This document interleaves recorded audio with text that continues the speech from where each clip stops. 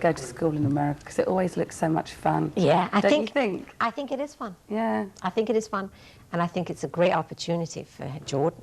You know, to have had an education here till he was 14 and then go there. They're looser about things, you know, and yet boy, do they get things done. Yeah. He's really doing great. Really. Where were we? I was just going to... Oh, yes, I know what I wanted to ask you. You've worked with Bobby Womack and all these people on the album, but is there any sort of burning ambition you have to sort of duet with someone? Oh, yeah. Like? Oh, yeah. I definitely like to sing with Luther Vandross. Who else would I like to sing? Well, you know who I love is Charles and Eddie. Would I lie to you? Would I lie to you? Oh, yeah. Maybe sing with Tina or with Annie. I'd like to sing with some women, you know. Great female singers, you know. In Vogue. Elton John, I think, is a great singer. Eric Clapton. George Michael. Prince. Don Henley. There's millions. Burning ambitions to sing with all of them. Yeah, I think it'd be great. Yeah, I can see you working with Prince, actually. Can you? Well, he did that thing with Sheena, didn't he? He did. And also, you're quite petite, and it seems to qualify to work with Prince, not only have you got to be a good singer, you've got to be small, otherwise it makes him feel insignificant. Yeah, insecure, yeah. Now, where am I? I've lost my whole thread now. Oh, I know, yeah, you've had to sort of really grow up and live your life in the spotlight, as it were, under the media and the public eye. Is that something that's sort of caused you much distress over the years, or does it not even bother you? It's hard. It isn't easy. You really have to learn how to do that. Sometimes you get it wrong, you know. No, I can't say that you get it wrong, but, you know, you learn from doing certain things that you know, like talking too much about your personal life, I think, can be a problem. And yet you can't hope to keep it totally secret, you know, when you, like I did, when you grow up on television, practically. So it is hard, yeah, it is hard. And it can be painful, you know, to read about yourself in the papers. But then again, you know, there are tougher things in life, you know, so everybody has their stuff, you know. But they haven't, the press hasn't really given you so much of a hard time, have they? I mean, sometimes they really sort of dig the knife into people. But I mean, you seem to have had a good relationship. I have. Yeah. I think I have a very good relationship with all the media, you know. And I think it's kind of maybe just trying to work with them is the key, you know, because we're all in the same business, but it gets very, very, very difficult. But I think in the end, if you are, I think if you have conviction about the way you're going about something, you know, then they respect that. But what about, I mean, I don't want to draw too much attention to it, but when you and John were splitting up and it was in the press, it was in just all the tabloids, I mean, did that, obviously it added to the problems that were going on to you. How did you sort of cope with that? It was hard. Yeah. That was hard. It was very hard. And it's very difficult to cope with that, all that sort of stuff. But you do. You know, you get on with it. You're all right with everything now? Yeah, you know, it's always difficult to talk about things of such a personal nature, because no matter what you say, it sounds trite. You know, and it might sound like you're putting down the other person, or you're not being strong enough about them, or, you know, you can't get it right. It's very hard to get it right. So I think my policy has been the less said, the better. And that's out of respect for everyone involved, you know, out of respect for John and out of respect for my son, who I think is the main concern, you know, because there's nothing worse than hearing your parents or reading about your parents in the newspapers must be, you know, so damaging for a child. In Jordan's case, he's not a child. He's very, very bright and sensitive teenager. So I think the less we say, the better. But is he all right with it, with everything now? Did it affect him an awful lot with the press, or was he away? Was he in America at the time? He was in America. Unfortunately, yeah. Mm-hmm. Yeah. Yeah, that was really good. Mm. Okay. Just going straight off the subject now, what did you think of Lucy Liu and Richie Wanding? Loved it. I loved it. I think they are fabulous. And was it 3 guys they had or 4 guys dancing behind them? Oh, they were great. Loved that record. Just the best. We're actually interviewing them tomorrow. You are? Yeah. Oh, you can tell them I think they're great. Love that record. Have they got a new one coming out? Yeah, they're doing, you know, Jocelyn Brown did Somebody Else's Guy. Oh! Well, they're doing a sort Fabulous. of ragga version of Oh, fabulous. Yeah, I think they're real hot. I love them.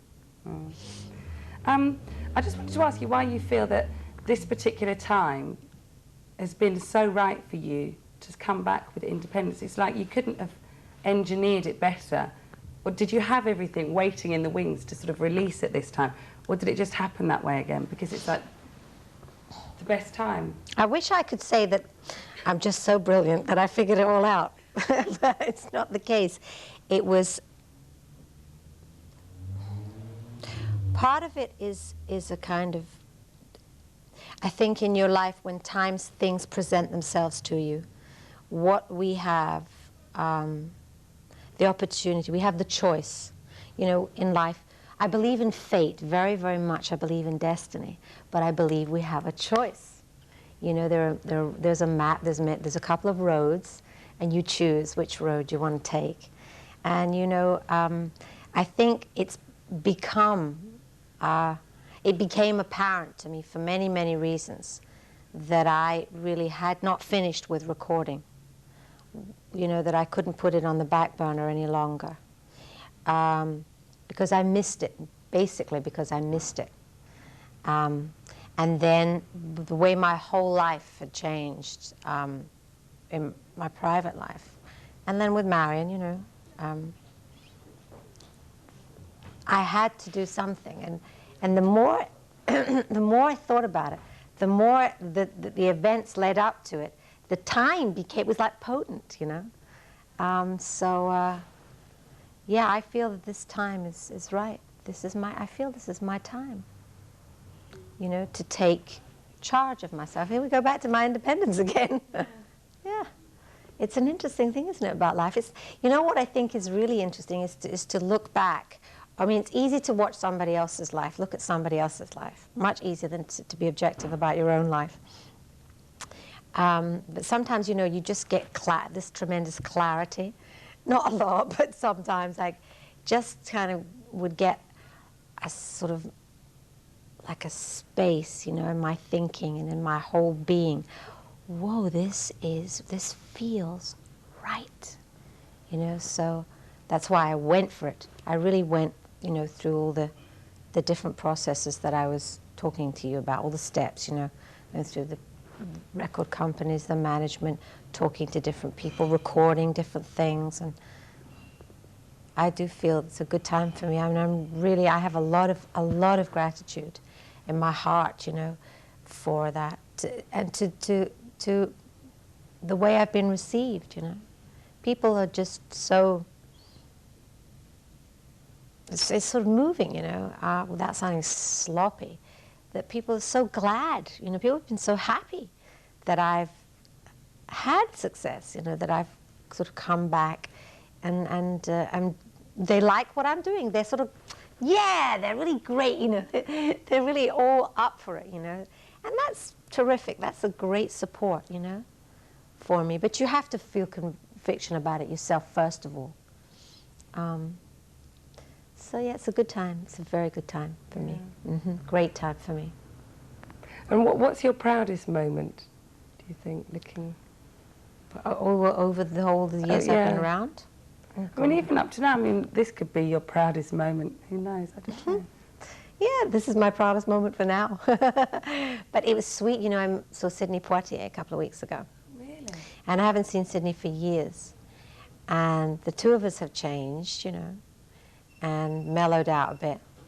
And Sidney was always kind of mellow, but I think I was very young and overawed by him in many ways. And he's so tall. But this time we met each other and hadn't talked for years and years and years. And we just grabbed each other. That was a wonderful feeling. It's a difficult thing to explain, but in that moment when we just grabbed each other and I said, God, Sidney, I haven't seen you for years, but you know, you're always a part of my life, you know, because that film was such a huge success all over the world that wherever I go, it's like Lulu from To Sir With Love is as if that's my name. Lulu from To Sir With Love. Here it's Shout, but everywhere else in the world it's To Sir With Love. And so there was a great feeling of connectedness, you know, and in that there's, I don't know about pride, you asked about pride, but it's, you know, more than pride, it's like that connectedness, feeling connected with people, you know, and in talking about how people are happy that I'm doing what I'm doing now and doing well. I feel so connected to everybody, you know, and that's a great feeling. That's what it's all about. What's the best piece of advice that you've been given to sort of keep on the track that you've kept on, and your head so, well, not so high in the clouds and down to earth? Oh, I think I've probably been given so much good advice, so much by so many different people.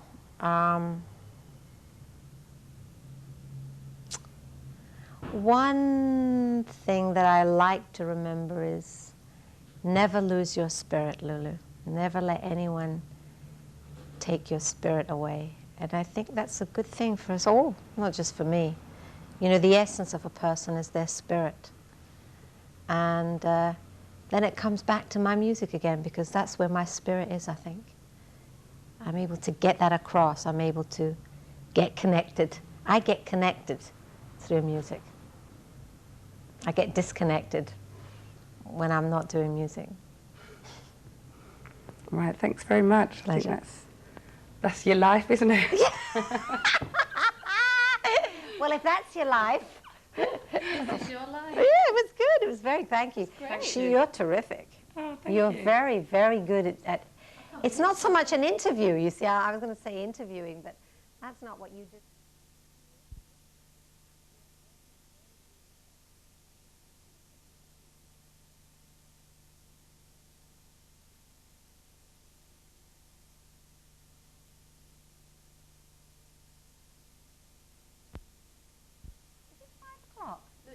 Oh, see, my clock's still on French time. Yeah, that's a really important thing. She won't get through that door. So what, anymore? She'll get her head through the door. You told me what? Your phone just went during that. No. Yeah. Yeah, but 20 times. What was her phone? Was